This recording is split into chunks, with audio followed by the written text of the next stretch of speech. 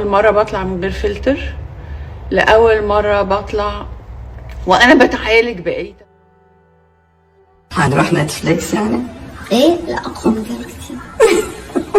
هصغر 30 سنة المفروض ده الوعد. قال لها معايا هتكوني احلى، ووعدها انها تصغر 30 سنة، بس خرجت من تحت ايده بخطين في حواجبها وعين متشعلقة. اسرار جراحة تجميل ريهام سعيد الفاشلة وخناقة الشوارع اللي حصلت بينهم وبين طبيب تجميل لبناني مشهور جدا.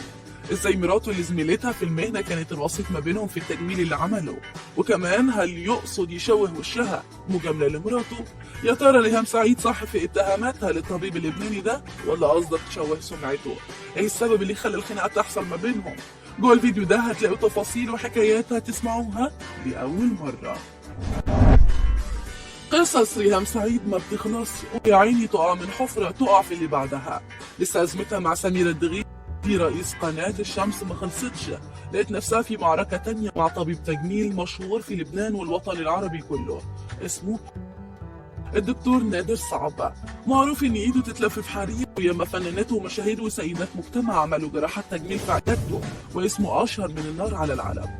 بس وقال لريهام انت اللي اخترتي، واللي يجي على سكتي ما بيرحمش، وكمان باخد حقي منه تالت وتالت. راحت له علشان ينقذها بعد ما دكاتره كتير قالوا لها خدك عاوز يترفع قبل ما تعملي حاجه في عينك. قال لها انت زي القمر اصلا ومش محتاجه تجميل، بس معايا هتصغري 30 سنه. سابت له نفسها وخرجت بجرح كبير جنب عينيها وكمان حرق تحتها.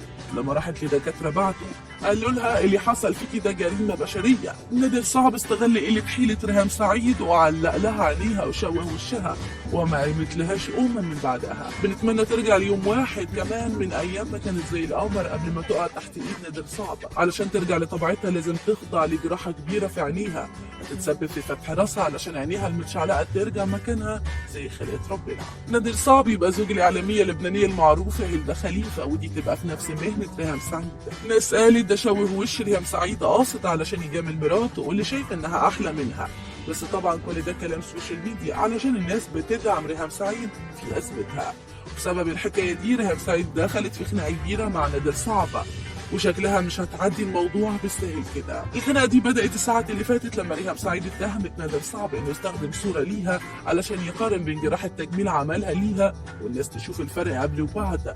بس ريهام قالت له ده انا كنت جايه لك زي القمر وانت شوهتني، يعني انت مجرم للدرجات دي علشان تحط صوره لواحده تانية خالص وتقول ان دي انا؟ مين صوره اللي انت حاططها دي؟ تكونش الحاجه والدتك ولا حاجه؟ ده انا عرفت ان في 2 ستات ضحايا ليك قبل، وحياه امي اللي يخليك تبطل اذيه للناس واللي هحذرهم منك. انا هطلع لايف من غير فلتر علشان الناس تشوف انت عملت ايه.